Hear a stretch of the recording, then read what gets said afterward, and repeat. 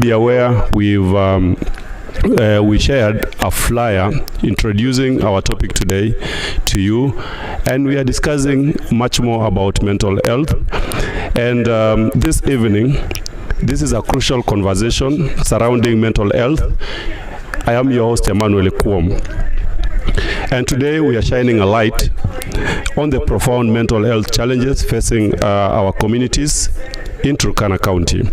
In this episode, we are privileged to have with us two esteemed experts, a psychiatrist and a psychosocial expert, who will share their insights on the psychological impact of recent tragedies, including the Todonyang and also the economic hardship which is stemming from the foreign aid cuts. Ladies and gentlemen, mental health is often a silent struggle, but it doesn't have it to be. Together, we will explore our trauma, grief, and socio-economic presumes, and also, importantly, we will be able to drive in a number of case studies that we have in Turkana County. For us, this is a lesson, this is a platform for us to share and also to be together with our loved one. Ladies and gentlemen, this evening, to join our conversation, you are free to log into our Facebook account, which is Ayok TV. Leave your comments, drop your SMS there. We'll be able to read it at the tail end of our program. And also, we have our SMS line or WhatsApp number, which is 07 12 450 450. Feel free to share your comment also through our WhatsApp form. And immediately, we are getting into our conversation. Karibuni sana wageni wetu.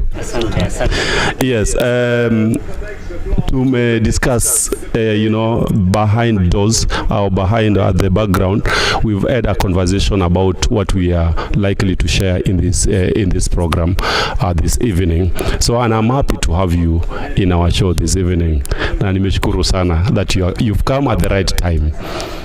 Yeah, so what we are discussing today, it is one of the most crucial conversation that everyone is glued into their screens to hear from us and to hear from the experts what is the state of mental health in Turkana County. But before we get there, allow me to give you a chance to introduce from the far end. Unasema majina, mahali umetoka na mahali unafanya kazi. Itakuwa mzuri sana, maybe itakuwa pia important for us to know your area of expertise. Karibu sana ndugu. Asante sana. Kwanza kabisa tukua kushukuru management ya Thank you. Nipea mimi nafasi pamoja na wenzangu ili tuweze kujadiliana na wakaaji wa Turkana ili waweze kuelewa ni yapi ambayo yanajiri kuhusiana na mawazo ya afya ya akili pamoja na mazungumzo mengine yanayohusiana pia na haya majanga yametupata sasa hivi. Hii mambo inaendelea sasa hivi pale Todonyang. Yes. Mambo ya pia matumizi vibaya ya madawa za kulevya hapa na pale katika kaunti ya Turkana. Pamoja pia na haya mambo mengine kama hii sasa tunaenda kuhusu watu wenzetu. Pamoja pia na watu wote ulimwenguni wanakutana sana na haya mambo yenye yametokea hiyo usimamizi wa ile funding. Yes. Yes. Familia nyingi sasa hivi zinaangamia kwa sababu ile mapato wamekuwa wakipata sasa haiko pale, so wanapitia mengi kama pia hiyo msongamano ya mawazo inawakera kabisa. So hiyo ni mojawapo ya maneno yenye tunaenda kuzungumzia ili tuweze kujadiliana kwa undani jinsi tunaweza saidia hao watu pamoja na wengine. Ni hayo kwa sasa, shukrani, asante. Huyo ni Bwana Nicholas. Anafanya kazi katika LCRH. Yeye ni psychiatrist nurse expert. Karibu sana ndugu yangu hapa, karibu. Yes. Yes. Thank you for the invite. Yes. Kwa majina mimi naitwa Wycliffe Lolepo. I am a psychologist by profession. I work for the county government of Turkana, based at Lodwar County Referral Hospital. Okay. So thank you for the invite and looking forward for the fruitful discussion. Yes. Asante sana. And as I was giving an introduction about what the contribution of mental health cases in Turkana County. We all understand that, Turkana County, in the recent data, it is rated as the highest with a poverty index of 77.7%. And also looking at an employment rate, we are at 18.4% currently, which is the highest across Kenya. So I know this could be a number of reasons why we are having this show, because it's like kila mmoja ako affected in one way or the other. Ningependa kwanza tuongelee kwamba what is mental health. So when we talk about mental health, tunazungumzia nini na nini? Wacha tuanze hapa na ndugu yetu. Asante sana. So tukizungumzia mambo ya mental health, kuna mambo mengi sana tunaangalia. Kwa sababu kitu ya kwanza tunaangalia afya ya kiakili. Na mental health is that ability, the psychological, emotional ability of an individual to cope with issues of stress in life. Okay. Na inaguzia mambo matatu mara nyingi sana. Inaguzia mambo ya feelings, how people wanahisi. Kitu cha pili mafikra ama thoughts, na pia their behavior or their actions. And those are some of the things even during our assessment clinics huwa tunaangalia how this person is feeling, how this person is thinking, and how the actions of this individual also affect the general health of this person. Kwa tukiangalia different domains like the emotional, the psychological, the social, and we also extend to touch the spiritual dimension, because all those domains, if there is a disconnect sana, unapata mtu sasa ameathirika kiakili. Yes. Yeah, tunapozungumzia kuhusu wewe una handle psychosocial part. Yes. Na daktari pale Nicholas ana handle psychiatry. So I want us to have to distinguish between the two, because it seems these are two distinct roles or maybe disciplines. So ningependa tu daktari Nicholas make us understand when we are talking about psychiatrist. So what specifically are we speaking about? Yes. So kwanza kabisa, most of the people, they don't really understand. Okay. And it's right that you have brought that question. People can be able to get this an avenue for them even to understand even more better. Okay. Yeah. So it happens like this. When we talk about the psychological part. Psychological part, where the psychologists and other specialists within the psychology, they handle more of the psychosocial component. Okay, which is now, it's totally pure on professional, understand it, professional counseling, not just any other counseling. It's purely professional, because they have their own techniques of how to handle such kind of situations. But now for psychiatry part, now we handle more of psychopharmacological. So when we talk about psychopharmacological, hiyo Kiingereza inakaa ngumu kidogo. So hiyo ni madawa. Okay. Hiyo ni madawa tu ya akili. So kwa hiyo pande ya madawa ya akili inakuanga hivi, when you are normal, wakati uko sawa na kukue na mchanganyiko kidogo ya mawazo, yani unaanza kuwa unasumbukana sana kiakili in terms of mawazo, yani inakusumbua. So wakati unaanza kupata hiyo nafasi, unaanza kusumbukana, usingizi ulali vizuri, chakula hata appetite imeanza kupotea. Haya, unaanza kujitoa kwa watu, ukae pamoja na watu wengine. So hiyo ndio wakati sasa unaanza kujiwaza wewe mwenyewe, I have to take an initiative. Nafaa nichukue hii nafasi sasa, niende nipate mtaalamu mwenye amebobea kwa hiyo upande, ndio aweze kuelekeza utafanya yapi ndio uweze kujitoa kwa hiyo kiwango. So hiyo hapo bado you are still within the normal range, ujepita ile kiwango. So hapo sasa ndio unapata mtu kama Lolepo. Lolepo is a psychologist. So kwa hivyo ni zile basic. Ile basic yani. Lakini sasa ikifika mahali umepita kiwango, sasa hata mambo yenye unaongea haieleweki. Sasa ikianza kufika hapo mahali mambo yenye unaongea wewe hauelewi. Alafu unaanza kuona vitu yenye si za kawaida. Yenye sasa naweza kuwa na wewe Emmanuel, and personally I see things that you are not seeing. and by the way you are okay, and I am the one who is affected. So if one or two people reports that you are seeing things that are not there, unaona ile vitu haziko, then hapo sasa ndio tunaanza kujua yani umepita ile mpaka. Alafu sasa usingizi haulali kabisa, na si mara moja, mawiki kama moja imepita. Consistent, it has to be consistent, that you are not getting enough sleep.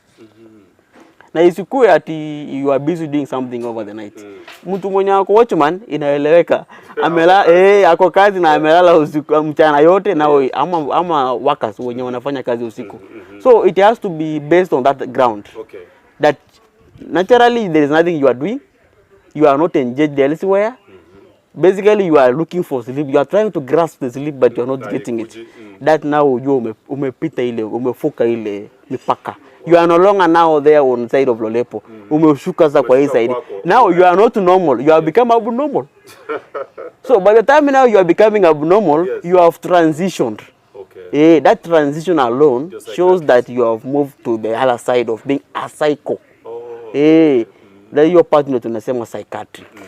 You have become a psychiatric. Then now you need to go and see a psychiatrist. For him to put an intervention. Ndio aweze sasa kukusaidia kwa upande wa madawa.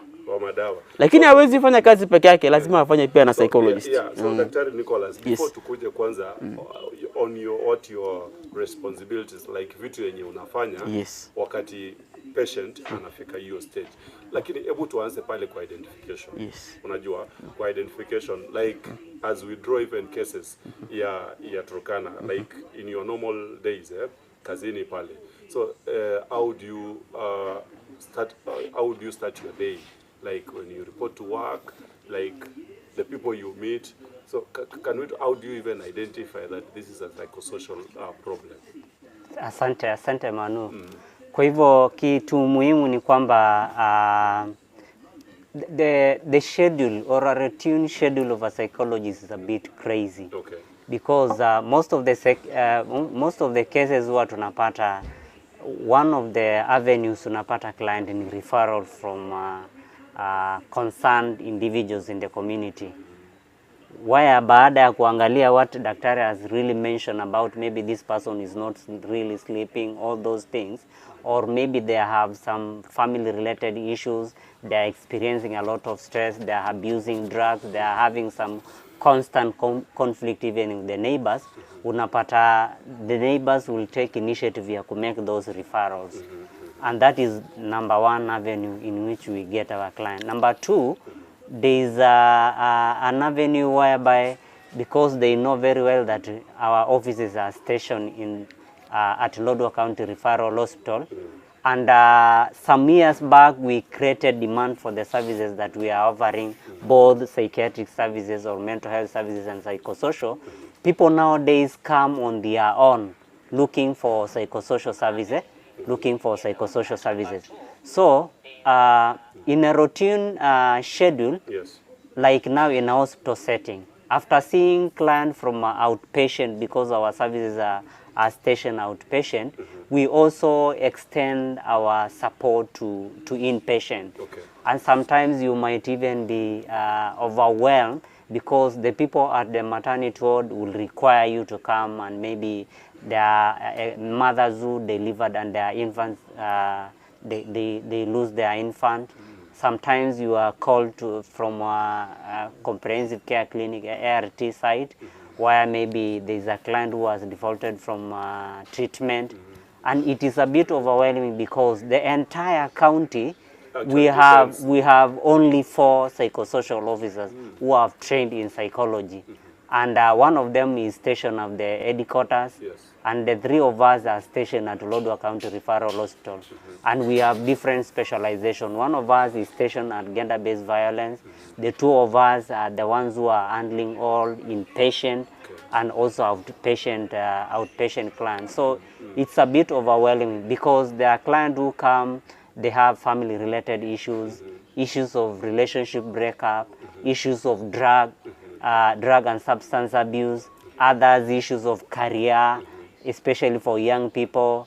So sometimes the ideal way of working after having those sessions, because we also do psychosocial assessment. Yes. So it is at that point, as psychologists, we are able to identify this case requires the intervention of a psychiatric specialist or a mental health specialist, because there are clear indicators that will show that this person is really now experiencing some abnormal, maybe they have some abnormal features that requires there. But all in all, Yes. we always embrace the approach, holistic approach or combination treatment approaches. Apart from the medication where our colleagues come in, therapy is also very important. And for us, we basically treat kutumia maongezi. Yeah. Na haya maongezi yenye lengo, si tu kuzungumza. Yeah, ndio daktari amesema kwamba you handle professionally at your stage. But when it comes to his stage, ni mambo sasa ya treatment. Ya treatment. Purely treatment, and maybe plus other things, that one you will talk about later. So I'm asking about, like, as you said, Yes. you have a busy schedule, like it is busy all through for you. Yes, You have yes. no even resting days. Yes, yes. So, like, averagely, how many people are you meeting in a day? Our profession requires us to see an individual therapist is supposed at most to see 5 kama ni wengi sana. So, a day? A day. Yes. Then you go rest, or even you go again meet your supervisor, an experienced person, because the sharing in itself is stressful and exhaustive, and there are no interventions put in place to address those issues at our level. In ideal setting, after seeing 5 clients, you need to be taken through some sessions, because they presume that you are also heaping into difficult experiences for these people. But now, because we are few in the hospital, sometimes you even stretch as far as more than 5 clients, because apart from the outpatient client we see in our clinic, we also extend maybe maternity ward, you can find 2 clients, maybe pediatric the same. So by the time you exit from that hospital, you are just exhausted. You are completely done. Yeah, so for the 5 you're meeting, like the number that you're required to meet in a day are 5 professionally. So, but you go beyond because the need is there. So now for the 5, like, how many hours are you allocating for each? For an individual session, yes, usually it covers around, the duration of the session is 45 minutes, dakika 45. Okay. But sometimes you cannot even restrict the client. They can go even as far as 1 hour. That is for an individual session. Sometimes you get couples or even partners who will require the psychological intervention. So you can go as far as even 2 hours. And if at all the client are kiwi, they might even get bored and they say, kwani nyuni nifanye tangu tunaluna tete tangu waingie kwa hii room, and we only have 1 room which cannot even accommodate 2 therapists concurrently. So it becomes a challenge, and sometimes even client might get out of the patients now. They is give not, up and then they leave. Okay. So averagely 45 minutes. Okay. And you know, sometimes we work up to 1, so that we break for lunch.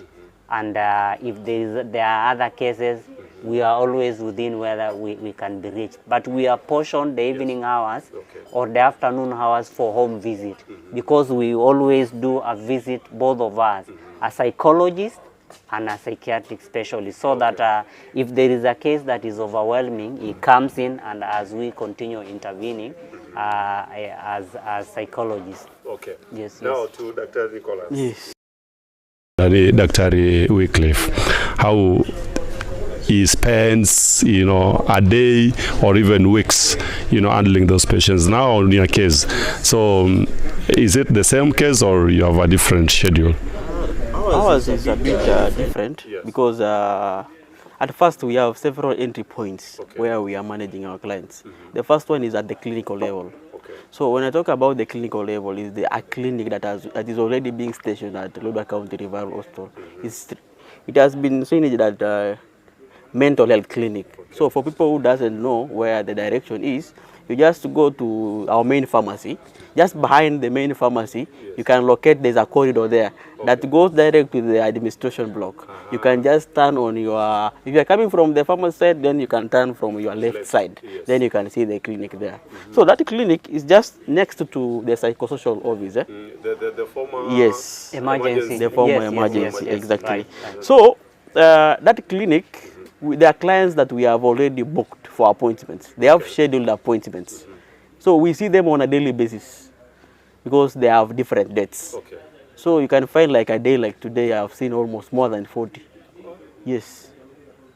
40. So when we talk about 40, that And means... you report to work at the usual hours? Yes. For us, we report from 9. Yes. Yes. But you come 8:30 so that you can make some arrangements 1 and 2. Then now you settle. Yes. So you receive those clients. Those ones are a combination of both the new clients and the previous old clients. Now where now you can feel the work is when you are dealing with the new clients, because new clients, there are a lot of things that needs to be done. Apart from the normal, you see, for you hear Wycliffe mentioning something psychological assessment. Yes. So ours, we also have our own assessment. Okay. It's called mental status assessment. It's includes? it's a long thing that includes from general appearance, a component of its own.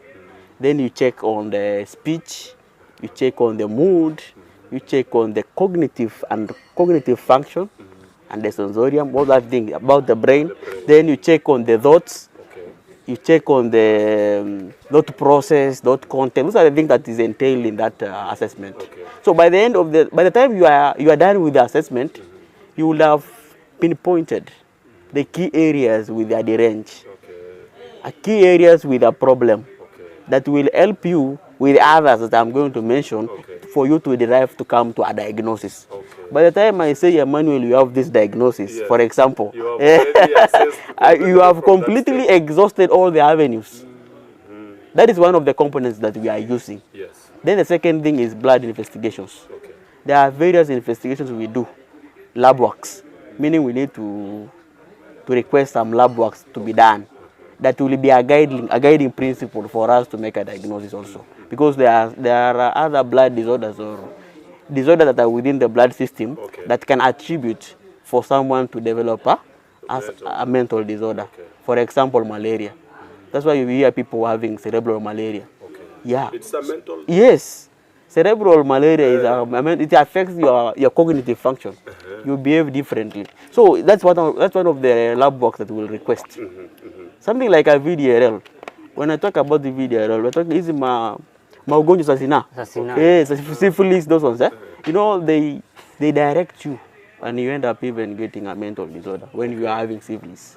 So that's why it's very important. We need to have exhausted. So that by the time we say you have this condition, we have evidence-based practice. Another component is history. You see, history is a very key one, because we need to take history About from yourself. your past, from your medical history, from your surgical history, from your family history, because you will find you are dealing with a person whose the entire family, they have been abusing alcohol for the rest of their life. So you see now, remember, these mental conditions some are hereditary. When I talk about hereditary, they are inborn. It's still within the family lineage. So you need to have ruled out that from your assessment, so that you know the kind of the person you are dealing with. You see? So history is very key and very paramount when you are dealing with such a kind of clients. I've talked about the mental assessment as one of the tools. A very long thing. It's not just something you can do within 2 minutes, because you need to go systematically, that order. Then now you go and do lab works. Lab works, it can be 3, 4, 5 lab works that you need to do, including even blood toxicology, though we don't have it here in our Lodwar County referral. We refer our clients to Eldoret. Hiyo inaonyesha the content of the purulence of the substances yenye mtu ametumia, especially for alcohol. When you anatumia bangi, hiyo madawa za kulevya zote, it actually shows the kind of the chemical purulence within your blood system. So we do that one also. Then we also do X-rays. Specifically, we do a CT scan of the brain, because we need to rule out any traumas, any anomalies. When I talk about traumas and anomalies, maybe mtu amepata accident kitambo. So that thing alone maybe iliacha a malignancy kwa ndani ya brain. That one actually becomes a trigger factor. Na hiyo pia inaweza sumbua huyo mtu in future, anaanza kudevelop a mental condition. So we would have really exhausted all the avenues. By the time we are coming up to a diagnosis, those are the areas we check. Now you see, so now for all the new clients, Yes. we have to do all that, so that we can on the first day. on the first day. Okay. Can you imagine having maybe 5 new clients? How long will that take you? So by the time you are coming with a diagnosis, we'll talk about 8 hours. Oh. Yeah, that's one. Then, but for the revisits, revisits are the clients who have been having this. They are already they have been there before. Yes. So for them we don't take long, because it's just a matter of checking the Reveals. previous treatment, what is working, what has really worked, and what next will be the done. progress. Yes, and the progress. Okay. So by doing that, you will be on the right track. You will know exactly the kind of the clients you are handling. Where are you with the client by that particular time? That is the first thing. The second thing, we do ward rounds. So ward rounds, there are clients who are maybe in medical wards, surgical wards, emergency, maternity, all those entry points. We need to go and check if we have our clients there, so that we do the same what we are doing. Both the new and the revisits. That is another one. The third one, we have inmates, prisons. Yes. Those ones we have, yes. Yes. We have those ones who are in remand. We also do the same for them. And they are the ones that we have also the ones with court orders that have been, there's a court order being written by the magistrate, the senior principal magistrate, Yes. directing us to do a mental status assessment on that particular date of the mention, to help him or her make a decision of the case. So we also do that. Wakati unasikia jamaa anasema Yes. kwamba ati amesema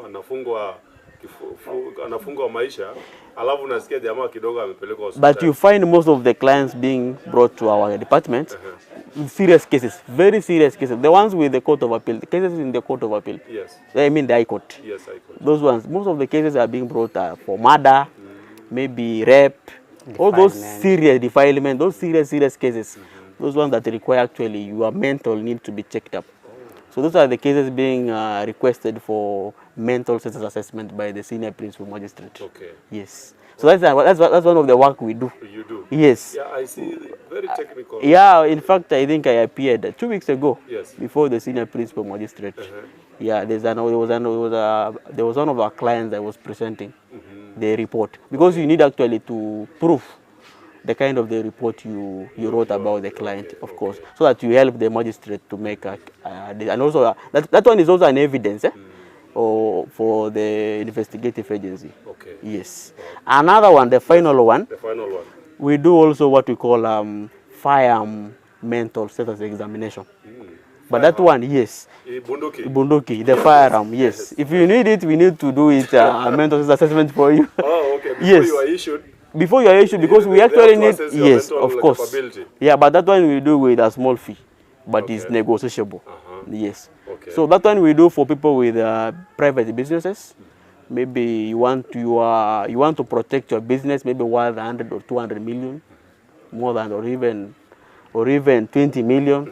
So long as it's something, or people who have whose lives are at risk. But anything you feel like you are at risk, then you need protection. Okay. Yes. So those ones we also do the assessment for them, so that they can be secure. And also the security agency personnel, maybe the DCI, the intelligence, maybe they need to renew their licenses for their firearms. Okay. So we also do that. Yeah, so how many are here? Because I heard of Nani, I heard of Daktari hapa saying that there are about 4 in the entire county. So at your category, how many are you? For us, For us, we have various categories. And previously, and I need actually to commend this.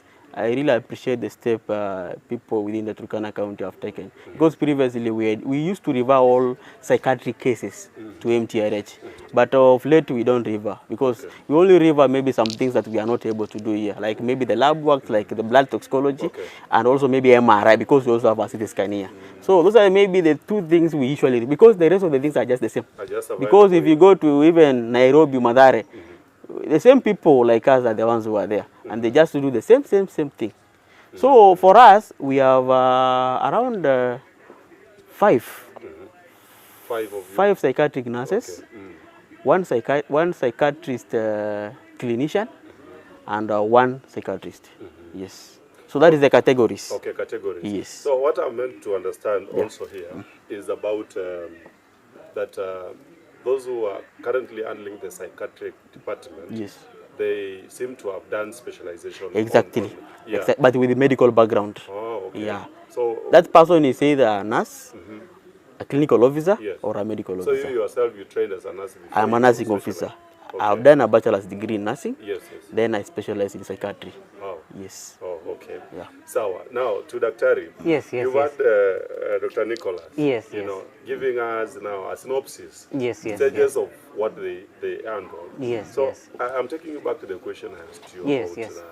you know, identification of these cases. Yes, yes. You brought out generally Yes, yes. that you know, you get referrals Yes. from even from the, you know, friends, family, and what have you. So I want you, because it seems the stage you are handling, it is one most critical one that True. advises the other one. True, true. So I want you to tell us on the identification, the simple ways you're using to identify this person or a patient here requires this special kind of attention. Yes, Yeah. yes, So yes. if you can take us that one briefly, Yes, then yes. now we delve into the two cases we have in the county generally. Yes, yes. As we move forward. Okay, thank Yes, you. yes. So I think there is a slight distinction on how clients are handled in both clinics, Okay. because even for us we do a psychological assessment, and the component of a mental health assessment are still part of what we part of the segment that we handle in our assessment, because there is a presenting issue, the history of the presenting issue, there is family history, social history, then medical history, previous psychological history, or so that by the time you reach to the final where you can be able to be guided through the presenting issue, you arrive now at the specific presenting issue. And if it is drug and substance abuse, you indicate that. But there is also need to liaise with the psychiatric specialist, so that because there is always need for another opinion from another specialist. Okay. So for us, we also have a client we book, so that we have appointment on specific dates. Okay.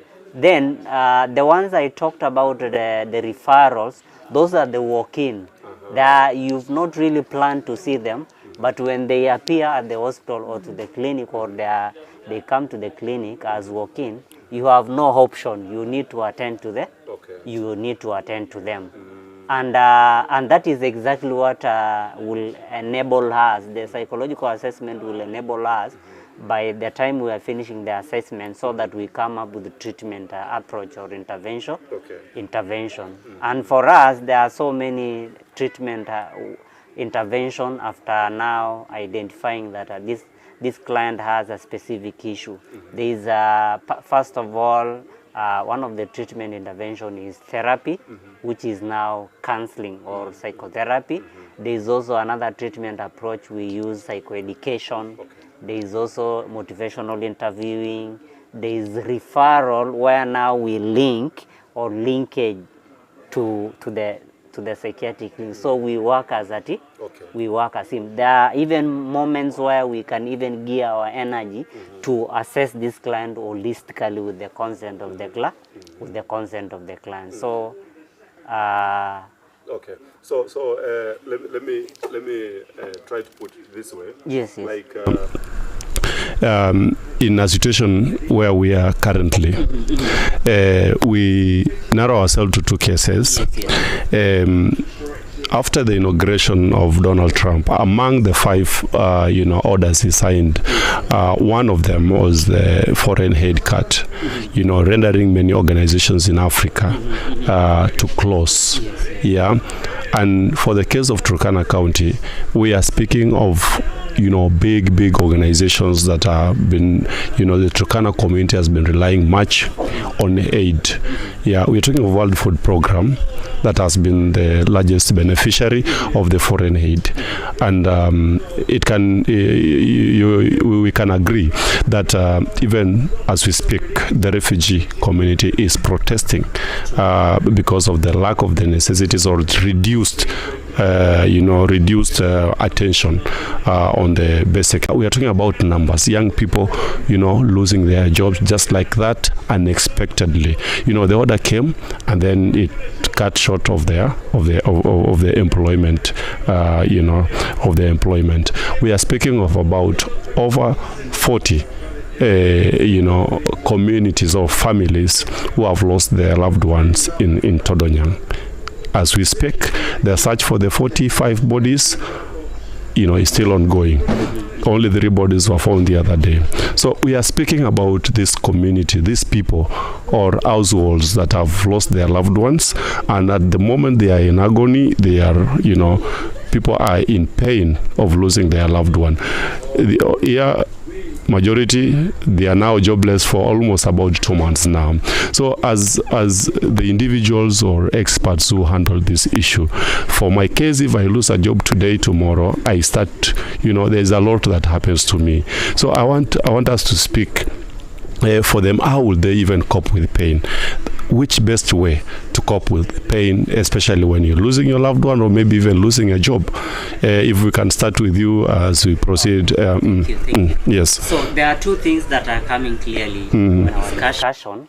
There is that aspect of loss, which is still an aspect that is embedded in the whole concept of mental health. And when you talk of a loss, we are not just narrowing down to the loss of lives. And I must also say pole kwa wale our individuals tumewapotesha kule Todonyang. Yes. Na hawa ni watu wetu. Okay. Wale hata ni wazazi, ni watoto ya watu tumewapotesha. So one thing that is also affecting our community ni kwamba those cross-border conflict, it is something that is evident in affect sisi kama community, because we are surrounded by so many communities, and it is an issue that is supposed to be handled at the higher levels, so that we be at peace with our neighbors. So loss is something that is critical, because for one, if it is the loss of lives, for them to come into terms with the loss of their loved one, it will take the intervention of even the community, the intervention of individuals or even their neighbors, so that those people come into terms. Because for us, we value the social support system, where there are friends, we have family members, and now we have even our government. And I have seen their presence, and even what came even clearly during the discussion at a national level. I saw our women rep discussing these things, and the way she was also expressing this issue, you could really read that there are issues that are really affecting us as the Turkana community.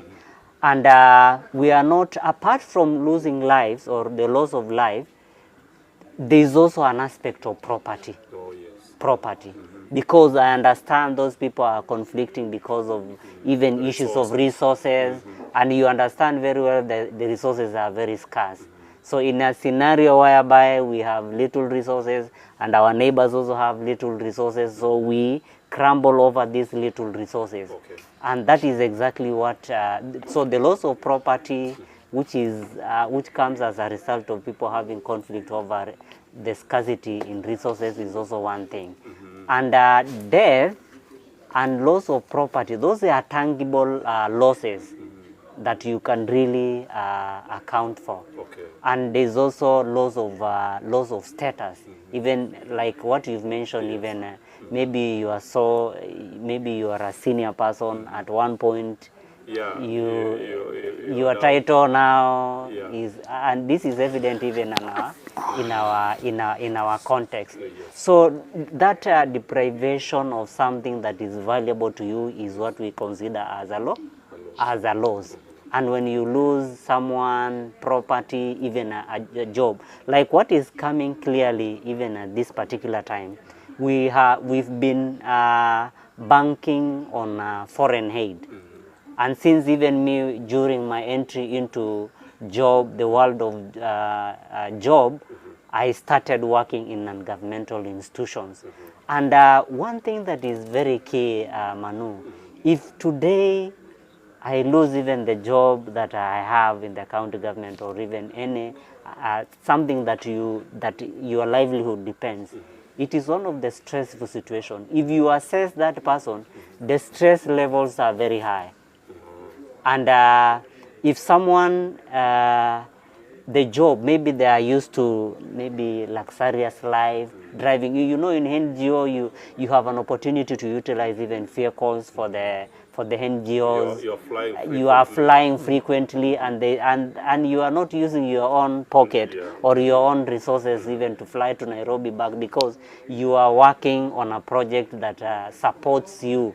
And there is always an opportunity, even handsome salary. You connect with the rest of the world. But now you are used to seeing males having company of your colleagues. It is stressful. And integrating those people into the community, sometimes the community will stigmatize them. Feel that, bekolo boy nida. Adaun nga bola ito kana ba ibong yon sa even when you go to social places, nobody will want even to give you even a soda, for example. They will just staring at you that hey, you've lost your job. So there is an aspect of isolation which still points to what Dr. mentioned about a clear indication that this person is experiencing some depression or even mental health related issues. So there is also some bit of some disconnect even in the family setting, because you are used to providing your family, and now that you don't have resources, it even contribute to issues of separation or even divorce in some cases, because you are not in a better position to provide the resources. To provide the resources. And bearing in mind that the issue of dependency in our setting, whereby if we know our loved one is working maybe for a certain NGO here in the county, you know very well that at the end of the month you will be able to receive something from your family who is working in that. So there is a lot of stress, and mental health is a real issue, or it's a concern globally. And if we narrow down to the county government of Turkana, it is an issue, and that's why we are coming clearly and encouraging people even to utilize our services at this difficult moment. Okay. I like how you're putting it, explaining even further how emotionally those people feel. So now to Dr. Nicholas. Yes. How are we supposed to handle this as a community? Like, first, take us through coping with situations. How should they cope with the situations like, you know, intermittent job cut, an abrupt job loss, and also, you know, accidental, deaths, or, you know, a situation like we are living now. So how will these people are supposed to cope with the pain and even with life? Yeah, considering there is a lot of pressure. Turkana community, as you know, the rate of dependency is so high. You may find that maybe the Daktari here is feeding over maybe 11 family. He has his immediate family, extended one, and, you know, even neighbors, friends are depending on him. And now he's just lost a job. So how will Wycliffe cope with life? Now. Karibu. First and foremost, I want first to address the issue of cut-off or USAID funding. Yes. And I want actually to talk to the people who are affected, and which I know majority are affected, including myself. Because yes, because the Ministry of Health is also affected, because there were so many activities that we were depending on the partnerships. But now due to the abrupt cut of funding, now you see also the Ministry of Health is affected. So that means even us, we are affected. Because organizations like Nawiri, they were giving us platforms in terms of activities that we were carrying out, like now the psychosocial supports that we were carrying out to some of the areas within the county. So you see now we are no longer able to facilitate those activities because now the fundings are no longer there. So we are all affected. Yes. So I want also for people who are directly benefiting from the USAID fund. So I actually wanted to let them know that it shall be well. Yeah, because even when you are engaging on contract with the organizations that were supported by the USAID, you are on contract and you are aware that one day, one time, you will exit. But not before the contract. Yes, exactly. So the strategy, what I'm trying to bring out is that the exit strategy. Because even the people who are on PNP, maybe who are the ones working with the county government, you see even when you are on PNP, you always have to re-strategize on the exit strategy. Why am I mentioning this? Because even retirement alone, those people who are going on retirement, they are also undergoing the psychological aspect, because that is already a trauma they are encountering, that now after exiting, then what next? So even on the NGOs, there was that aspect of exit that was to be there. Since this down is an abrupt issue, it is something that actually happened abruptly. Now that's now the issue of trauma comes in. Yes. And that's why I mentioned that there are a lot of things that actually happened, including even the community. You know, the community is also affected because there are programs like the livelihood programs that were benefiting, the cash transfer, the business support, the ones that they were used to support, the cash that they were given to some groups to support themselves. See, now those things are not there. And because of that funding. So what does that tell? That tells that majority of the people are affected. And that's why now you can find the majority of most of our clinics is loaded. Most of our clinics, the flow is long. Nowadays we don't just rest. People are undergoing a lot of things. And what do you mean? What I mean, the several aspects of the cut-off funding. It has affected a lot of people. The livelihood there. You mean there are a lot of people now queuing? Yes, for services support, exactly. Because what they are undergoing, they feel like they are not getting out of it support in terms of like now the way we are working as a team to ensure that we help them so that they can be able to live with the reality, because there's nothing that we can do rather than supporting them for them to realize that this thing is real, and we need to re-strategize how they can be able to support themselves in a whichever way that can, so that they can make things sense. Like now in terms of the livelihoods. Yes, so that's another aspect that I feel for the people who are caught up with the cut-off of USAID funding. For Todonyang issue, I want actually to send my sincere condolences to the families, who have lost their loved ones to the massacre. I can call it a massacre because that death actually it was not something we had already even thought of that it could happen. So I'm actually sending my sincere condolences to the people of Turkana North, because the entire Turkana North is mourning.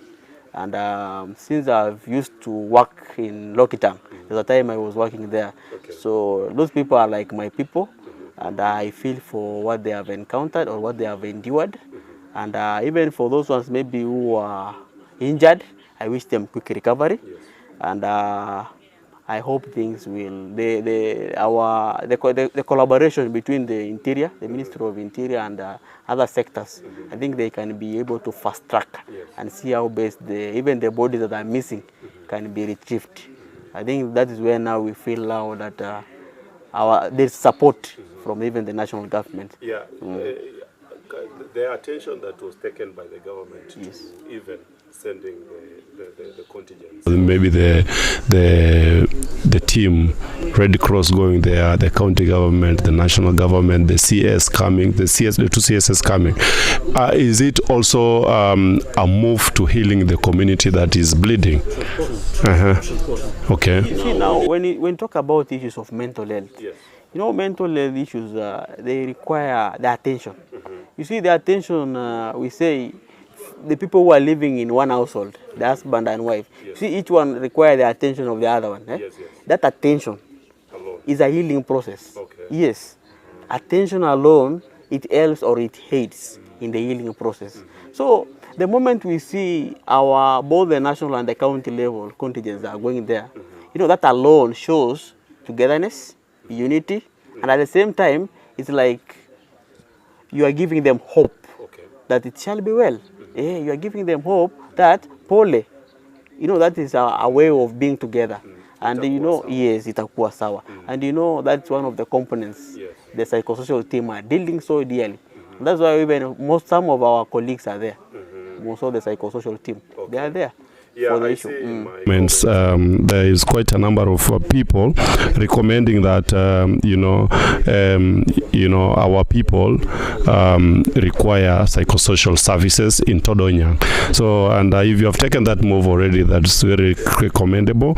And let me just share with you a number of comments that are already trickling on our platform. There is Patricia anasema good topic as we take a breather. Shadrach Chuma anasema thank you for hosting this important episode on mental health. This is quite encouraging. We have Per Eliud. This is a nice step where our youths will learn how to manage mental health challenges for the betterment of tomorrow and their well-being. So, and someone else, Ansema, it was Sunday airing, good topic, waiting for more to come. And then Kolo Anasema, good job. So there are also other comments that are coming. Let me just get you all these comments. So generally, people are really appreciating what the conversation, and they are encouraging that it is important that we keep on with such conversation now and going into the future. So while we are discussing about that, before we came live, there was we were discussing how one can adjust to from where maybe the kind of status he or she used to live to a certain level where maybe to some means where he or she can manage. So if you can take us through how that is achievable, it will be more helpful. Thank you. Yes. Issues of adjustment following any situation of something, yes, or any abrupt stoppage of something requires someone. First of all, I know there are issues of denial. First of all, that it can't be me that losing that job and I was an expert possessing the same the skills that were really relevant to that job. But one thing that is very key, as much as it's normal for human being to deny some situation, is acceptance is the most important thing. I know before even reaching acceptance, people will always bargain, people will always enter into depression, but at the end of it all, acceptance is the most important thing that will now make this person to realize that there is need for me to live within my means. If you are used to a huge budget, it's now very important, or it's now clear that the resources now are diminishing, and you should be working within what you have, If you have some savings, you need to find a way of utilizing your savings so that you can draw value out of the small finances that you are getting. And that question is also linked to the coping aspect that you are also, Dr. was also mentioning. Because if at all acceptance is one thing that is very important, there are also people who will use positive coping mechanism as one of the adjustment. Others will use a negative coping mechanism. So which are those? So when you talk of positive coping mechanism, someone will say, yes, I have lost my job and I had these small finances. They will even think of starting a business which can still stabilize their livelihood.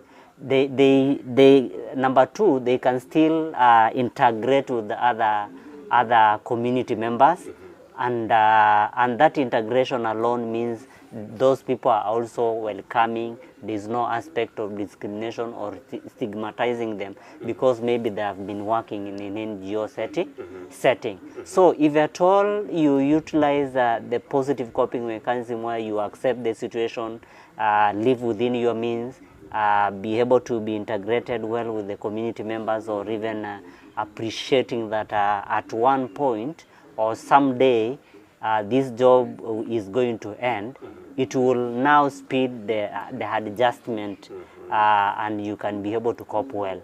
But if you use the negative coping mechanism as one way of adjusting, whereby all the savings, the small finances that you come and utilize them even in terms of drug and substance abuse, and even sometimes one way of you want even to you have those suicidal ideation because you've lost your job. So it is a negative mechanism, a negative coping mechanism that will now make this person to enter into depression.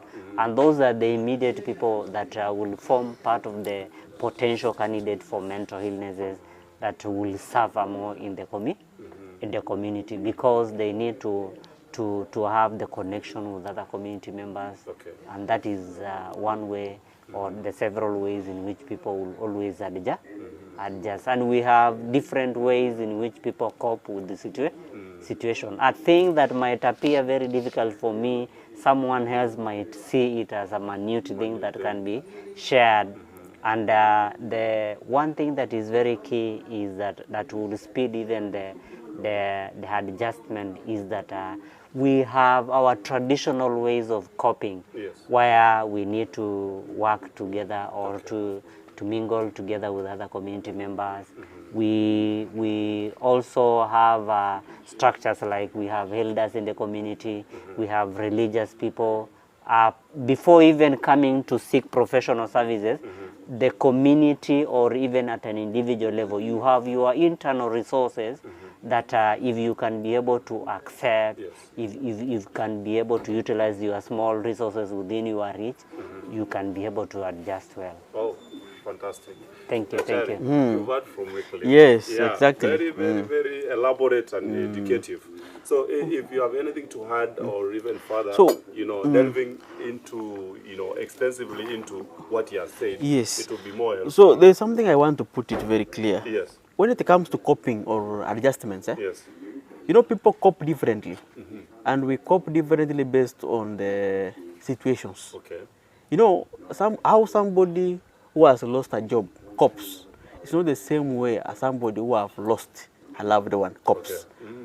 And people cope differently. Okay. We can both lose a job on the same day, but the way you and myself will cope, it will be totally different. Similar to people who have lost their loved ones, they will definitely cope differently. So what I am actually trying to bring out is that coping itself, it depends with an individual. That is number one. Number two, it depends also with how somebody was ready of such to happen. There are some griefs that are anticipatory. Okay. Yes, like for us medics, we can really know this one is dying, but we can't tell you that he's dying. Yes, we need to give you hope Yes. Of living. Of living. And that's why you see some of our clients, the ones maybe they require what we call a palliative care. Those ones maybe with stage 4 cancer, and or even bephrenic or schizo, psychiatric. There are those mental conditions that we actually know. There's nothing we can do. You will just be with it till the time you die. So you see, that's the kind of clients. They actually need what we call supportive or palliative care. So what I'm trying to bring out is how you can cope up with that kind of situation is totally different. So you need to redefine yourself. You need to lay a proper, well-laid mechanism or strategies of how you are going to deal with such a kind of a situation. If it is a job, what are the things that you need to lay down? If you need, number one, you need to engage on meaningful activities that will be of much resource to you now that you are not working.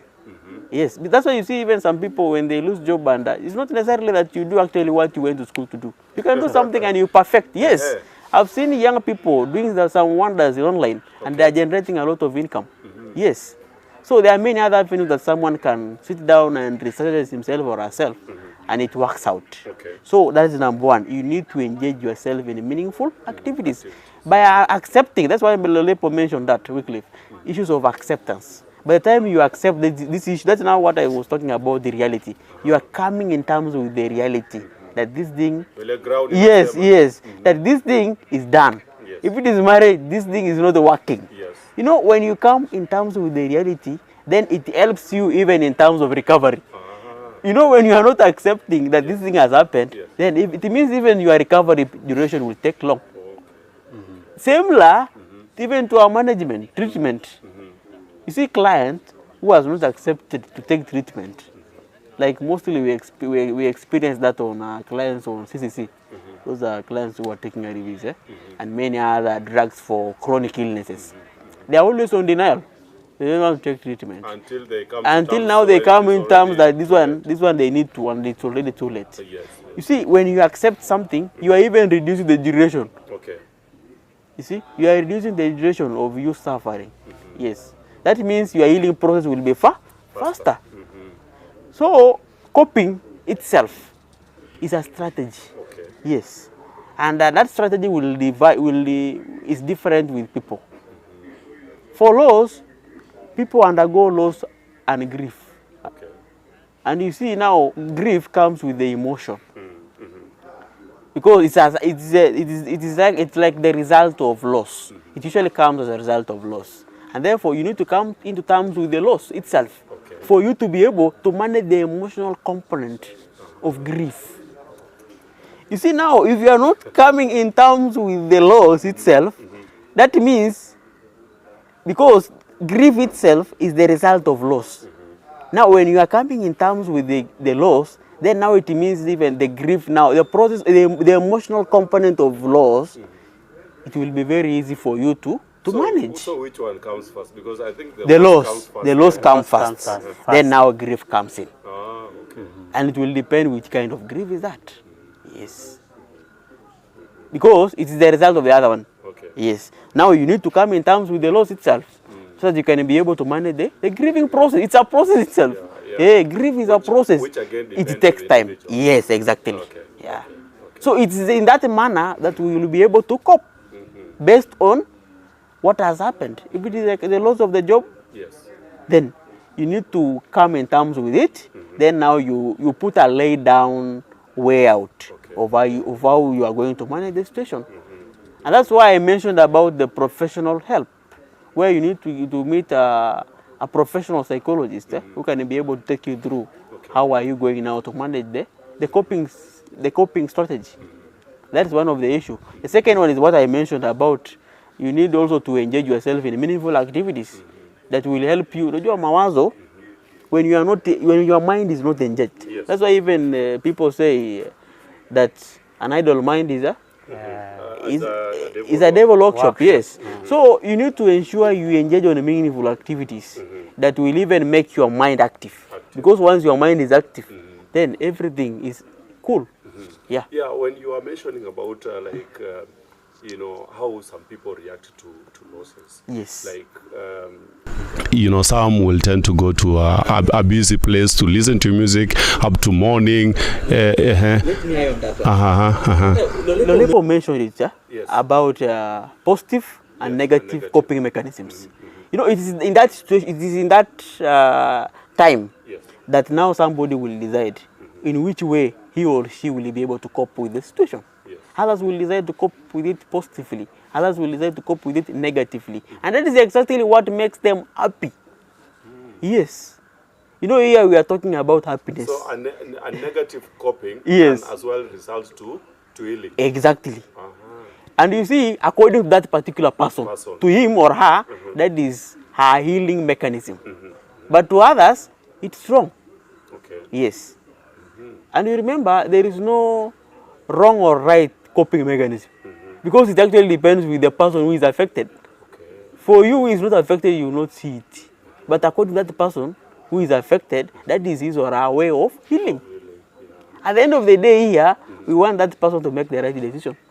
And that's why client involvement is very paramount when it comes to their management. Yes. On both aspects, both psychosocial or psychiatric. Okay. Yes. Wow. I want to make a comment on the same, and he has really put it right. But the most important thing is that as much as this individual sees that negative coping mechanism as one way is going to derive happiness, during now the professional provision of counseling services, you really want to make this person to realize that what they are doing is going to ruin their life. Just to have a different perception or perspective on that issue. And again, there's something he mentioned about us as a Minister of Health or health being affected by the cessation of the funding. And I must say, as a ministry, we are also affected, or health sector, we are affected. Because there was a mention of services like the drugs related to HIV and AIDS, then there's the ones for family planning, and also malaria. And I am really in particular about HIV because it is a component where our services are also required. So, and when I saw the reaction by the Minister of Health at a national level, they were indicating that they have a buffer stock for 6 months. But that is something again that is also going to affect us as a county, because you will expect that if there is no continuation of the supply of ARVs, you expect even high rise of HIV infection or new cases of HIV infection even in our county. And that is something which is also that we need as a county to get concerned. We need to get concerned. Another thing is that you know, the Ministry of Health, in line with management of HIV, we have ARVs. We still have some other HIV prevention intervention, like HIV testing services. There are also testing commodities. There are also condoms, which form part of the prevention intervention when it comes to HIV-related issues. So as a county, if at all those issues are not going to be addressed at higher levels, we are also going to be affected. And the ministry had already put in place intervention to curb issues of HIV, and we have a low prevalence of HIV, close to 3 point something. So if at all this issue is not, because some other organizations that were even supporting supporting the county, especially health, they are also affected. And our colleagues, they have even lost their jobs. And if you meet them, sometimes they are also a bit worried and concerned, and they have families to feed, and they have school fees to pay for their children. So we are concerned, and that again will increase even issues of mental health and the rate of infection. We are also getting worried as providers because we also extend our support to such a and again in that line, loss of status. If today you are HIV negative, Yes. and after testing you realize that you're HIV positive based on the result. That is still a loss that is just within our discussion. Okay. And a diagnosis of HIV again contribute to issues of psychological distress and even mental health, because you know very well someday I am going to die or I am going to succumb because of. But now the beauty about the conventional medicine now, there are interventions put in place to address those issues, and that is a tangible loss. Thank you. Wow, very interesting.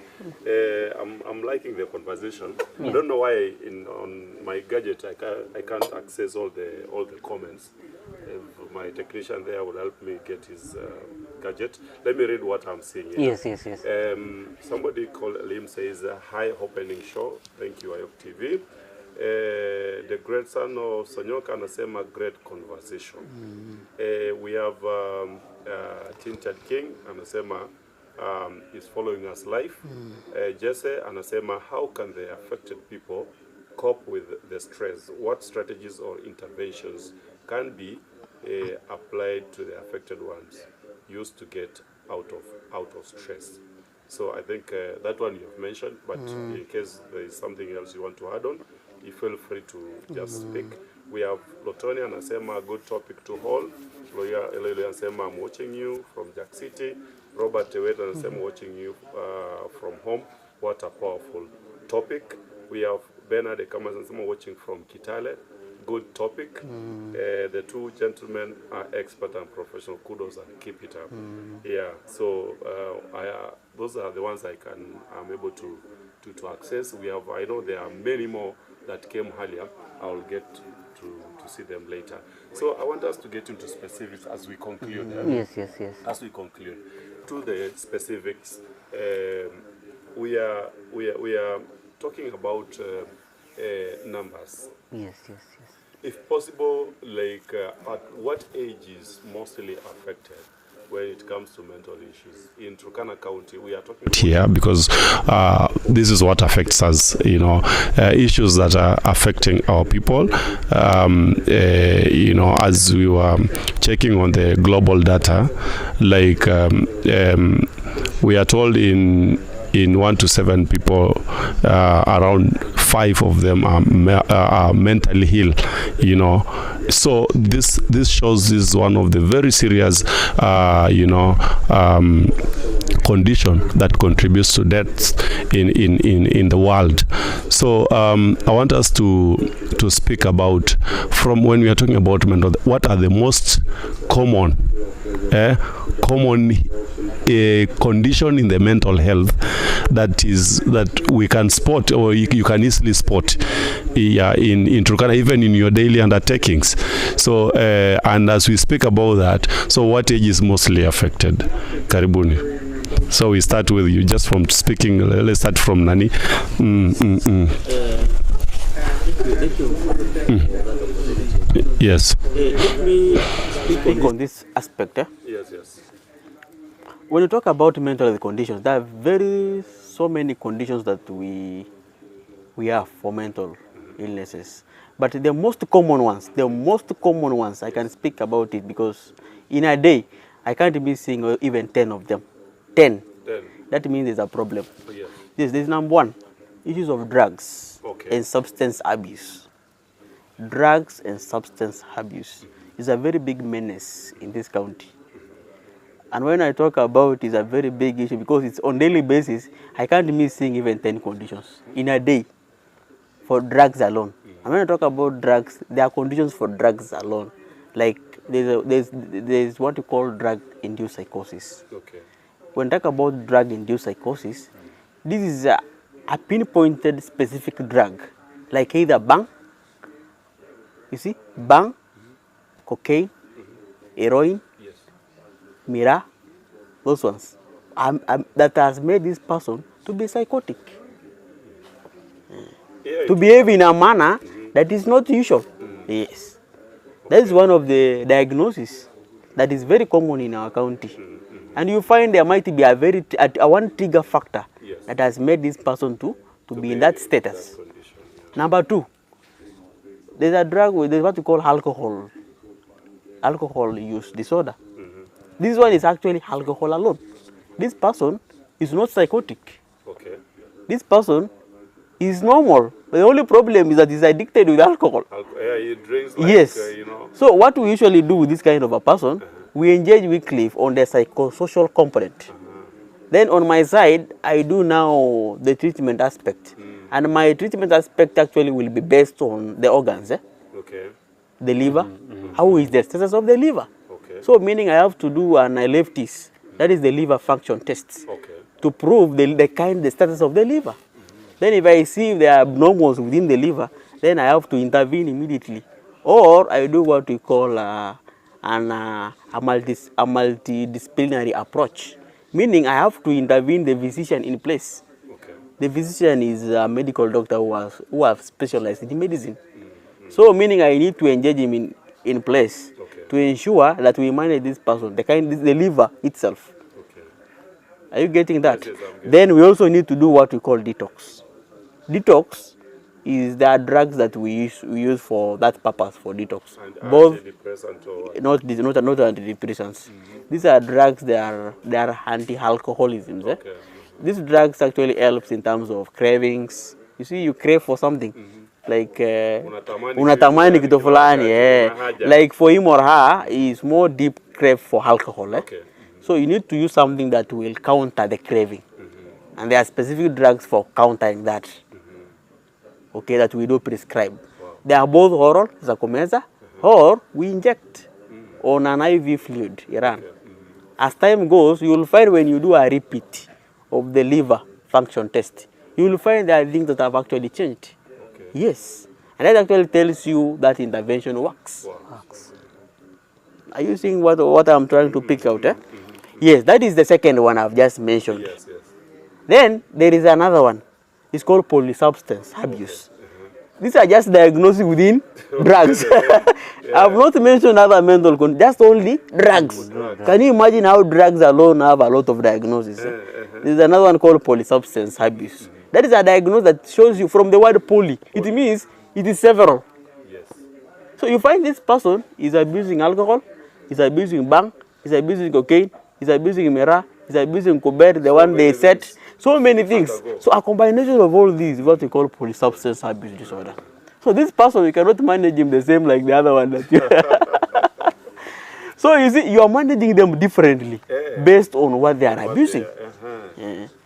And you know the most of all these to treat is a mera. Mera is not easy to manage, for your information. Yes. For the sake of the viewers, they can give their comment there. Yes, yes. We manage these things. It's just somebody to accept that this is what they are taking, and they request for an immediate professional intervention. Because for us, we are available and we can ensure that we help them, because we need a very sound and healthy community. And the only way we can be able to help them is by providing them the support they require, so that they can live a very good, better life. Can you imagine walking without knowing your organs are dead? Yes. When it reaches at that point, even after noting it, by the time you notice, you will find that some part of it can either be partially dead or completely dead. Yes. And once it's completely dead, you will notice, because the systems in the body will start not working functionally, like that usually works. Okay. Unaona mtu ameanza kufimba miguu, appetite za kulangi. Yeah, that it actually shows you that that person that is not working well. Okay. So I see Daktari. Okay. You want to add something? So those are the common conditions. Common, Substance use disorders. Yes. Thank you, Manu, for raising that issue. Daktari has really put it right. I just want to add something on top. And this one now, I'm going to take you back a little. Most of the patients who routinely seek outpatient services, we really need to ensure that our clinicians are very keen, so that because they are the first people at outpatient client encounter or even patient. And research has indicated that the most common mental health conditions. Number one is depression. Yes. There is also anxiety. There is bipolar mood disorder and also trauma. And Bipolar is which one? the bipolar, doctor is going to Okay. expound more or expound more on that. But that means if we miss from outpatient, Yes. our clinician means referring or linking those patients to our clinic. Yes. Those are missed opportunities. Okay. Someone will be visiting the clinic most of the time or outpatient, and they are not even sick clinically. What they're experiencing is psychological or mental related issues. And those are some of the cases that are even very common in outpatient in most of the volume facilities even in Kenya. And they are the ones we manage even in our clinic, Okay. in our clinics. And the same when it comes to intervention, we already talked about combination treatment approaches, Yes. where there is an aspect of medication or psychopharmacology where they come in. And for us, we talk about the psychotherapy and psychoeducation, motivational interviewing, where we instill now hope in these people. As much as they are now, we do adherence counseling so that they stick to the usage of medication, That is what I can. Back to you, Daktari, maybe before. Okay. Yeah. So, and as you talk on that, from what the categories or those components, Yes. if you can split on the age bracket, Yes. that mostly affected by those. Okay. And then now we'll come on the initiatives that we are putting in place as a county or even individually to also curb or reduce the substance use and whatever mental health cases it took. Okay. For substance abuse, the age bracket for boys is between 12 to majority to 8 to 20, 12 to 20. That ranges that one. Okay. Then for girls they range from 15 to around 18. Majority of them, and you find most of the girls they are for bang and alcohol. Then for boys, majority of the boys are for polysubstance. The one I mentioned for polysubstance, like they wanaonja zote. Yeah, they are all round. Yeah, they are all round. But another issue that is cropping up is for depression. For depression, the most affected age is from 18 to around 25. What are you getting? What are you learning from that point? And you find majority of the ones who are from that age group, they are ladies. Yes. So you find either one, they got married early. Now they are in touch with the reality of life, with the being in marriage at that tender age. Another thing is the pressure that comes with life. So pressure at that kind of age, it's not, they cannot be able to kuistamili. Hawawezi kuistamili, wanashindwa kuwithstand. Yes. So it becomes a challenge. So that's why you find majority of the age groups are just within that. Okay. Yes. That is number one. Which one is the most prevalent in the adult? For adults, you find in terms of age groups, they are between 20 to 30. Okay. And we also have our grandparents, the old. Yes. They are, they are called geriatric psychosis. Those people, as you age, Manu, as you age, most of our body start deteriorating in terms of functioning, including the brain. Yes. Inaanza kushrink. So that means hata kuzao unaanza kuzao. Yes. You start forgetting things. Hata mahali uliweka kikombe unazao uliweka wapi? If you are having a pain, you forget kumbe unatembea naye na iko tu hapa. So it's something that it sounds normal but it's not normal. You will notice that it's not normal when it becomes continuous. So it's an age factor. It's an age factor. And there is a condition for that in mental. And there is a category for you to classify that is the condition.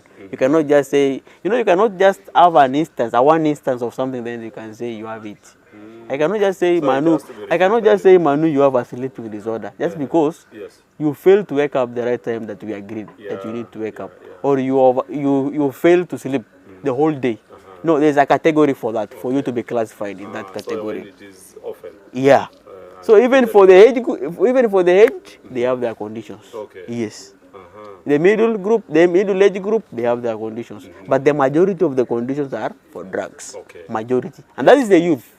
Yeah. So we have actually discussed so many things altogether. But now, even the coping mechanism we've shared, and from the questions, I think even from the questions that we highlighted way before, Anasema, let me just read a few here. Anasema, okay, thank you. So from the top, with these mental conditions secondary to substance abuse with rapid progression to severe addiction. Do we have an accredited treatment and rehabilitation center in the county for those who require such services? I think I was coming there. I think we just keep that one for now. Who else here? Nasema Moru, that was Vashili Pedo from Lokitang. She's following us from Lokitang. And Moru Esura Nasema, good work, Dr. Nico Kalokol Araya Wiapokon. Yeah, real Shiblike anasema the talk show ni kunoma, I like it. And then we have Desmo Babu anasema thank you Ayok TV. Anaitwa The Great anasema great conversation. Will anasema healthy conversation for the youth. Kudos guys. And love mwingine anasema the issue of Todonyang requires psychosocial intervention. I think we have mentioned about it. Alafu Alimo anasema continue educating our generation about mental health, very important, and thank you. Mwingine anasema Lox Lokwang anasema following us from Trans-Africa. And then okay. Oh, nice. Then we have Mama Keval anasema say hi to Dr. Nico. Oh, very interesting. You've heard from the comment.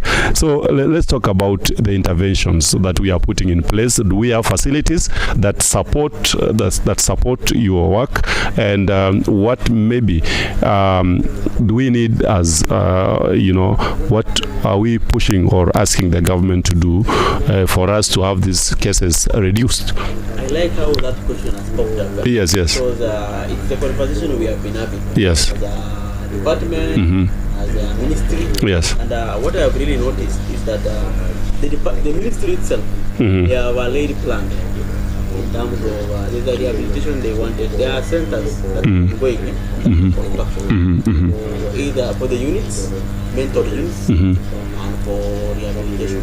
There's one in Taparakakon. I think they are ongoing talks. Okay. In terms of ensuring they refurbish that center. It becomes a government rehabilitation center. And that's why I see our department the Directorate Department for Alcohol, I think they want to convert that place as a rehabilitation center. So we are hoping that everything will go well, then we will be doing our rehabilitation services at that place. Okay. Yeah, but currently as we speak, I can say we don't have. Okay. What we do, what we are currently doing for rehabilitation, there are rehabilitation centers that we have an MOU with, and we interact with them occasionally. That is where we refer most of our clients. And it's likely enough, I thank God I'm the referral agent for those rehabilitation centers. So if there are clients who want the rehabilitation services, they link up with me, they come to the clinic, then we make arrangements. Because what we usually do, we make sure we do all the detoxifications within our facility. We ensure that they are good, then now we refer them now for only purely rehabilitation. Yes. So we are talking of what number now, maybe roughly? The ones that have referred are almost 20. This year? This year, 6. And there are 2 waiting. From January yes, there are 2 on waiting to be referred back to. At what stage are you referring, like when At what stage? Okay, there are factors we consider mostly because for you to refer such a kind of clients, number one, environment.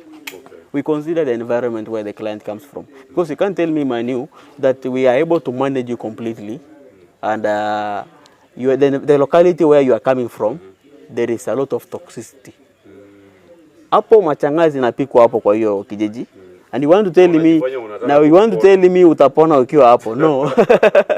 So what we usually do, we make sure we change the environment. That is number one of the factors. Number two, we also, another challenge that we are experiencing. I thought you answered that, you asked about the challenge at the same time. Another challenge we experience is about finances. You know, rehabilitation services are very expensive. Then you find the majority of our clients, they are not in capacity to be able to finance such a kind of rehabilitation service. To 400,000, depending with different varieties of categories of the places. So you see, it's very expensive. That is a fee? Or? That is a fee for 3 months. Yes, it's very expensive. So like bed, breakfast, everything, treatment and everything. Yeah, including the psychiatrist review fee. Is everything there. So you see, it's expensive. Yes. They cannot be able to. So that's a challenge. That majority of our clients are not referred to a, but if we had our own rehabilitation center here, it could have been a very nice move for us as a department to be able to manage these clients comprehensively. Okay. Yes. Okay. Let me respond a bit. So I must also differ with my colleague. The answer to the question of rehabilitation is no. We have no rehabilitation center here in Turkana. The proposals that are proposed, we've not even been engaged as experts to discuss about how these things are going to get functional. Number two, we don't have even a functional mental health hospital. Yes. And we've been having so many conversations even with our previous chief officers or even ministers in the Ministry of Health, and we've not really reached to a point whereby we've really agreed and even make our proposal or even our conversation, or even proposal with our leaders so that we can be able to forge a way forward, because mental health is an issue that is even affecting our own community members or even individuals. What we have is outpatient clinics where we manage our patient routinely. Okay. And that was a decision that was arrived by this team. We just realigned ourselves as a specialist in that sector or in that area, whereby we realize that our patient need holistic approach to treatment when it comes to issues of mental health and psychosocial. And that's why we pulled ourselves, just because of one thing, interest that was within the professionals. And sometimes we find ourselves even having conversation that we wish we have a functional mental health unit within our, because we can be able to manage clients from even Lokitang, Turkana West, or even Lokchogyo, Lohima. So, and that is a challenge that we have. Okay. So even if we admit today a mental health patient, yes, we just admit to our general wards. Okay. Na sasa ikifika huku wanagonga hata vioo, wanagonga wengine hata hapo hivyo. So it is really a sad state of things. Yes. But we know very well that our this conversation are also reaching the concern, yes, the concerned people. And we believe what I've been away for quite sometimes for 3 years for my studies. I know they are on the ground. They know kwamba kuna hata propose ya nataparaka kono. I have no idea because I thought maybe when such a thing is happening, the experts are also involved so that they also make their proposal. Okay. Their proposal. And the cost of rehabilitating someone who is an alcoholic or someone who has abused drugs, like the way he has put it, it's expensive. And most of the time it becomes a challenge. Unapata mama ametoka Lokitang, mtoto ametumia kuber nini na nini, ama hata any other part of the county. Wakisema sasa ni referral, sasa hapo ina nini anaisha nguvu. Gilele ngije kama mambere elimu ni. Anaona sasa haya man.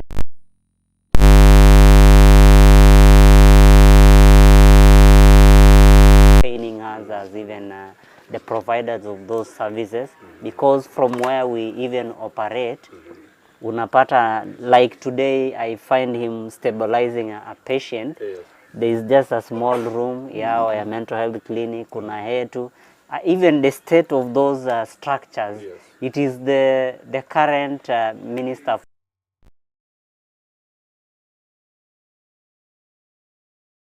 kazi mzuri, but I know now because he is the current person in our key ministry, good things are coming. And who is also a medic. Who is also a medic. Medic, and he understands the system well. Yes. So let me read this comment as we talk on the initiatives. Yes. You have mentioned, all of you have mentioned about, you know, the increase in the number of patients like you and Roma compared to the previous years. Like now, there are always long queues every morning to report to work, and you even send them back home, you know, when it gets late. So I want us to talk about now, you know, what has actually made people aware of this condition. What has actually made them even know mental health or mental illness is of a concern at this point in time. So there's a message and saying a well-equipped inpatient psychiatric unit is fundamental in the county. There is no reason for referring clients to other counties when we have our own psychiatric specialist in Turkana. So that's a comment from Eko Mongamati. So Daktari, let's talk about what has made people know that this is really a concern. The mental health case issue is of concern at this point in time. Okay, this is a very nice conversation, and I would really like to appreciate the fact that our people, they have changed their mindset of the myths and the misconception about the mental issues. They have started realizing that a mental issue is just like any other condition. And these people who are having these conditions, they are our brothers, they are our sisters. And they need the support and the care like any other person who is sick. Okay. So that's one of the factors that I've really noticed from our people. The second one is the community outreaches that we have been carrying out. You know, it is through those community outreaches that I like the fact that I really actually have to commend the AIC ministries. They have done a very good job. You know, I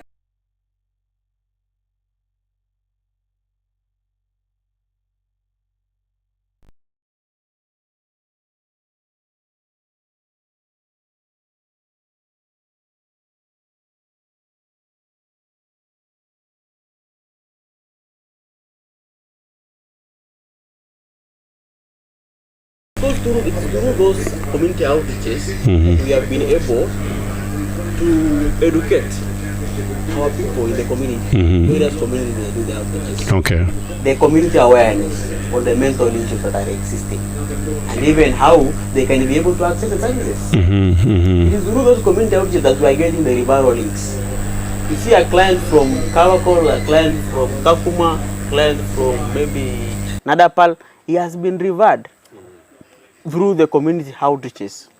Now, he finds himself or herself in our clinics because of the referral note that he or she was given.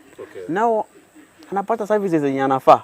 Kwa nini? Kwa sababu at least kuna outreach ilikuwa mahali na hiyo mambo ya afya ya akili iliongelewa. Na akapata kupata hiyo mawaidha hapo. Ndio akakuwa referred kukuja wapi? Kupata matibabu kwa clinic yetu. Yes, exactly. Yeah. And those community outreaches have been so helpful to us. And that's why I feel like the community now, they are not like the way they were before. At least now they are having information. And you know, information is power. Once you have the information, you know what to do. Imagine I'm getting referrals from all the way from Lokuri, the interior parts of Lelele huko chini. Araya calling you, Daktari, I've been given your number. Mama amechanganyikiwa na ajui ama nini. ya lulu. Oh yes, of course. yeah, So ya by the lulu. way, you know, our women at some point they give birth and they develop psychosis. Yes. So unasikia tu mama amejifungua na anakimbia anaacha mtoto. It happens by the way. Yes. You see, Manu, are you seeing how circumnavigation, how that psychosis in Aka? Yeah. It cuts all departments. Yeah, it's a chain of so many. Yeah. So that is I've really liked how our people have started understanding issues I of also mental understand health. you're doing something in schools. Exactly. By the way, we are also doing what we call mentorships. Yes. We are providing that one to various schools, but it depends with we talk with principals. We write letters for them to maybe to see from their budgets how they can be able to support such kind of activities, because the same mentorships are the one that helps to address the issues of drug and substance abuse I mentioned earlier. Because you see, those are the key conditions that are more rampant in our clinics. So it is from that point of entry, like the schools, where we tackle most. Even in churches. Some churches or some, what do you call them? Women conferences.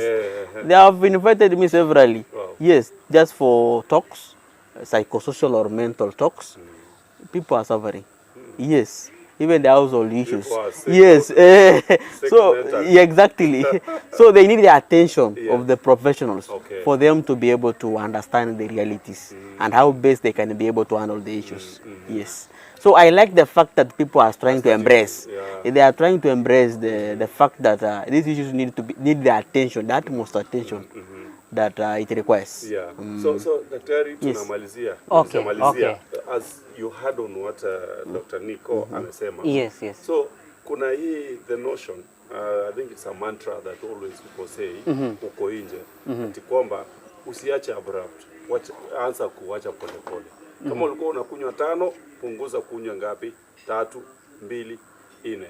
Is that part of what you're teaching, or maybe what you're advocating when you're giving these sessions, or what do you have to say about the notion that ati kama wewe ni addict, nakwambia uliacha aje? Na nasema mimi tu niliacha tu polepole na nikajipata nimeacha. Unaona? So is that part of what you advocate? Yes, it is, because it is embedded in the behavioral approaches. Okay.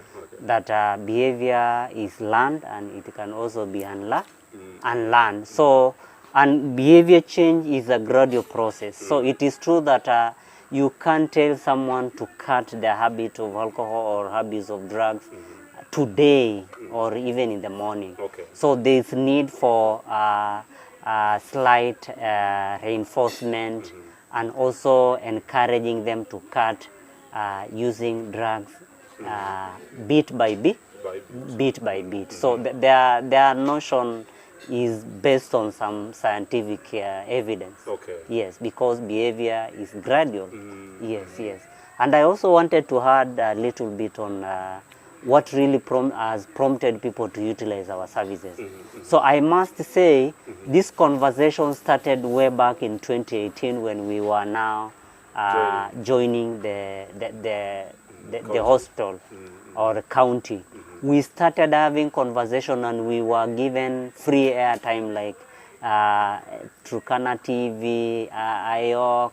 There were several local radio stations where we were invited. And people, and were not there. There is Radio Mata, there is Osana. Those conversations started those times. And people were like, you mean you have such a specialized team in your hospital? And they started even coming to visit our clinic. And we had this conversation even with our mental health coordinator, Mr. Wasike, Robert, where we went to the radio talk shows, and he speaks in English and Kiswahili, and I was translating the likes of Hilda, the likes of Patrick. So we started this conversation, and that is exactly what has strengthened even our clinic. Okay. And today people are coming willingly to seek our services. Yes, And what Nicholas has mentioned about schools, churches, we are doing it, but not in a more robust manner that will even be felt by the community members. And the challenge that is bringing that issue is the issue of finance. We don't have really a clear budget even in the Ministry of Health specifically, even for outreaches. And we've really ridden into the partners, and we are even sad because of the stoppage or cessation of this, because Nawiri used to engage us even to train young people about life skills, to train people about issues of livelihood, issues of basic counseling, and it was helpful. And that is the reason why, again, young people are realizing that our services are really important.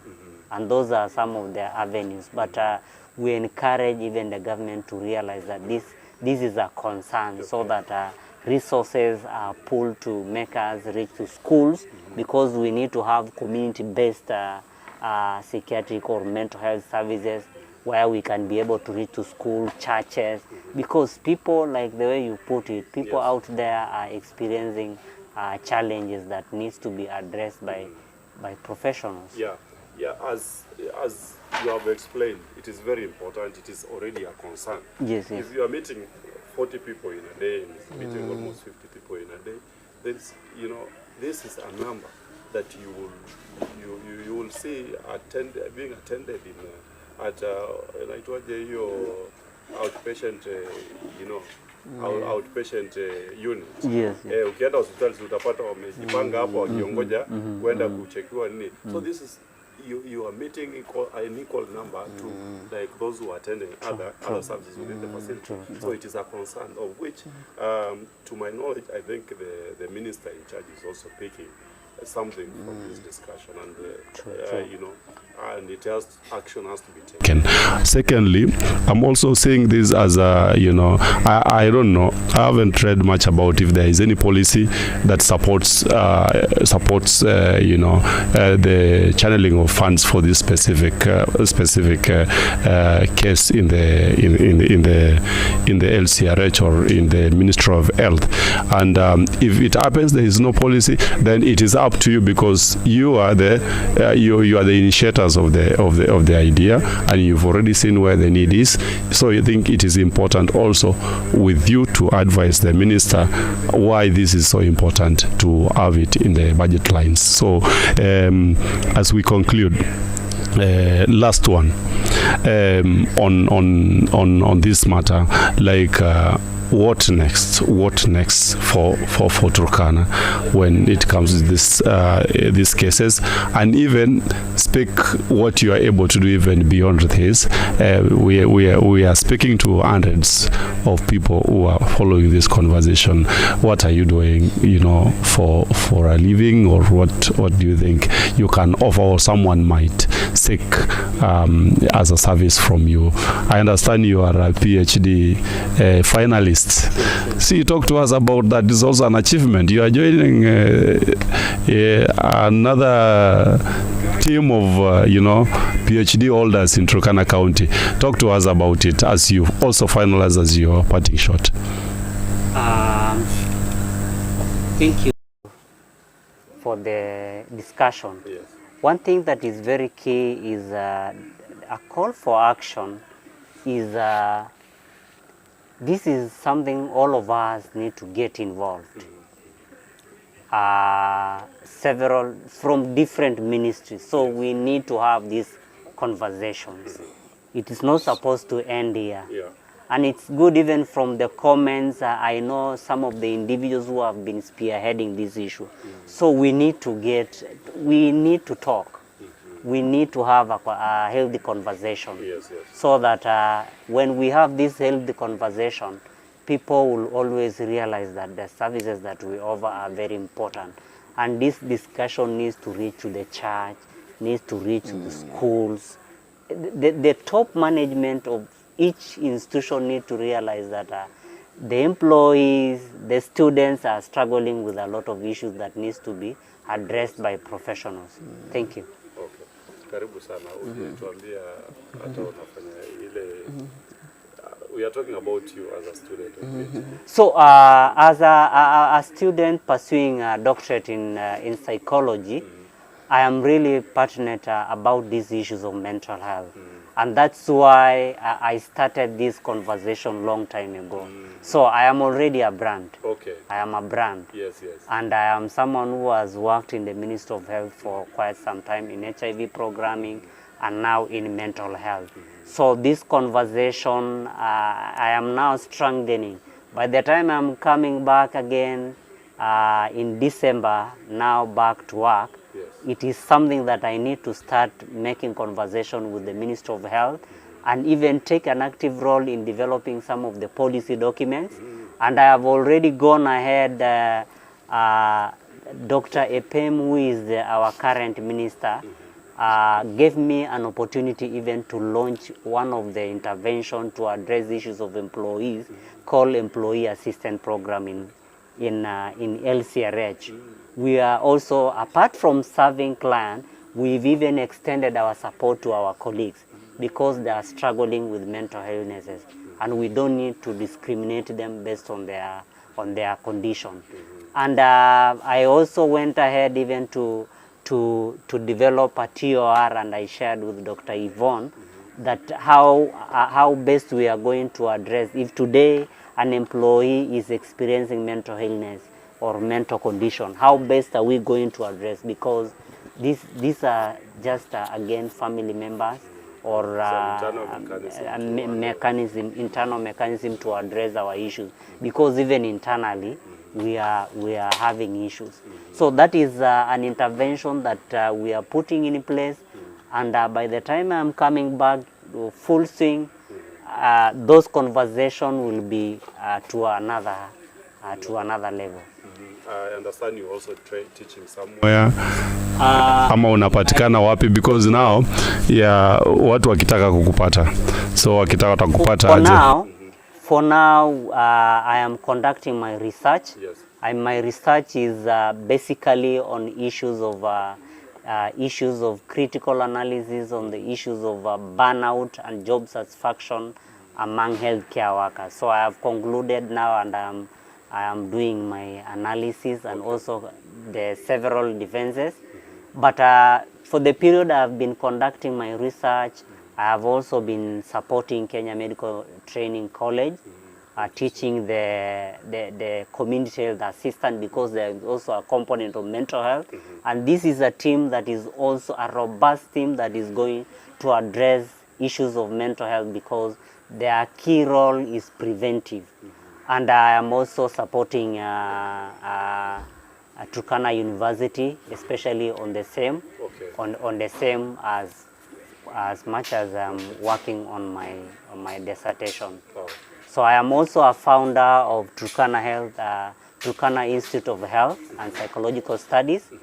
And in the last 2 weeks, we also conducted a mental health first aid training for our students, which is still an intervention because they are still our agent.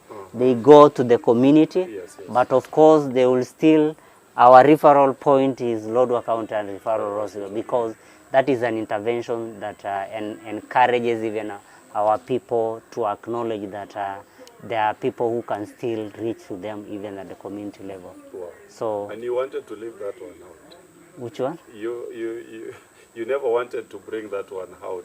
You see how it is important even True. Yeah. True. Thank you, Daktari. Thank you for Creating time. Asante sana. Now to you, Daktari Nico. Yeah, as your parting shot. Yeah. As my parting shot, the first thing, I'm just directing this to our EBO, our EBO principals in Turkana County.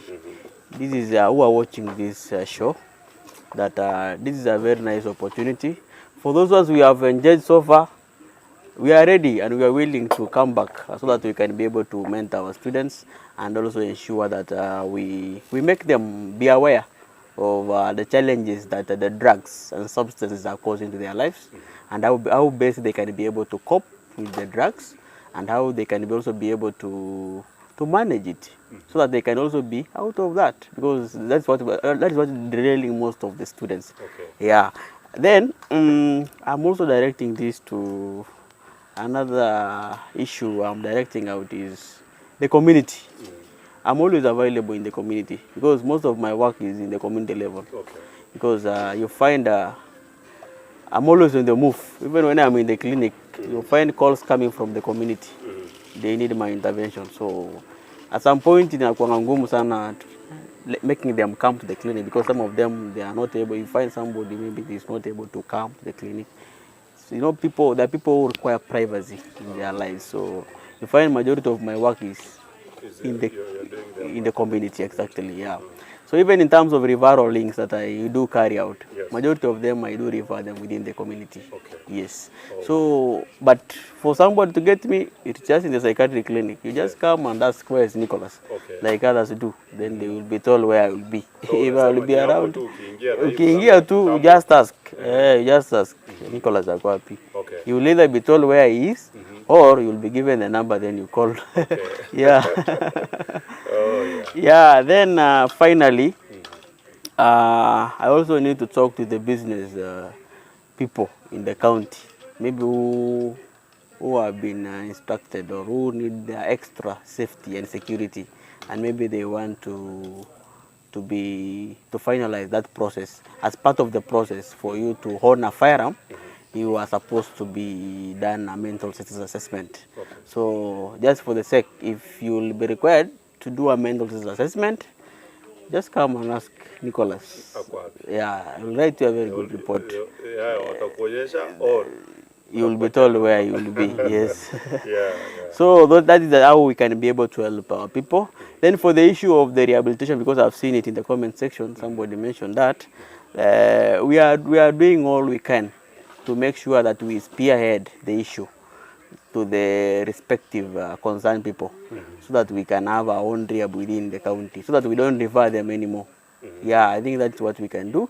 But we have done a lot so far in terms of ensuring that our people are getting the rehab. With what we can able to do so far, at least we have revered the ones we can, and the majority of them, they have changed totally. Others have gone back to businesses, others have gone back to school, the ones who left school, yes. Those ones who left school, they have now gone back to school. Others who even were given dismissal letters, yes, from their jobs, they have now resumed, because we are the ones to write, like for me, all my clients have been writing the reports to their respective departments, ascertaining what I've just seen, that it has changed. And I'm very sure this one will not disturb again. Yeah, so that is the tremendous work we're trying to do. And I really hope that through the support of the community, through the support of the Ministry of Health, through the support of our colleagues, because we are working as a team, then we can make it work. And we will live a healthy mind. Yes. Thank you, and I really appreciate the viewers for also creating their time to watch the show and also to listen to us. Yeah, it's a privilege. Yeah, even for us here at Ayok TV, we're so glad to have you as part of this conversation today. And reading from the comments, it has been a wow conversation, and we look forward to having you again in our subsequent shows, our programs, and also looking forward to meeting some of the survivors or successful stories. Maybe in our next show, it will be important to have one or two through your recommendation, and that will of course pump some sense into other people who are outside there, and maybe who have not yet made their mind to even look for your services. So mimi nimeshukuru sana, na sisi tumeshukuru sana kwa hii station ya Ayok TV.